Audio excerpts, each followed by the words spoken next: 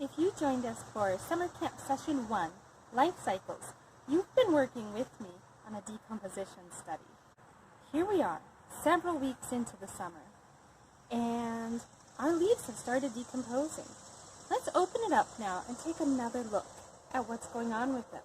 Go ahead and open up those staples or remove the tape that you have to hold it shut and shake it on out into your tray. All those little pieces out, and let's see what we've got today.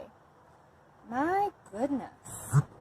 I have, just like before, my leaves are starting to break down into smaller pieces. This is a whole bunch of leaves that are kind of pieces of leaves, rather, that are stuck and tangled together. Look at this one. You can see where the leaf itself is starting to fall apart, but some of the veins are still there, those little harder parts. There's also leaf stems that are separated from their leaves. Here's a leaf where the leaf stem is still just barely attached, but the leaf itself is really falling apart. Here's another one. The leaf stem is still there, and this is the center vein right here of the main leaf. But most of the actual blade of the leaf is gone. It's just fallen apart, fallen off of the main part of the leaf. Lots and lots of other little pieces. Let me show you a little bit better. Just as before, I just see leaves coming apart into all kinds of tiny pieces. These look even smaller than before. I do have one little bug right down in here. You probably can't really see. It's so very tiny.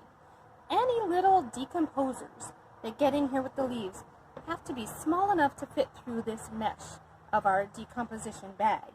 And that's exactly what that one looks like.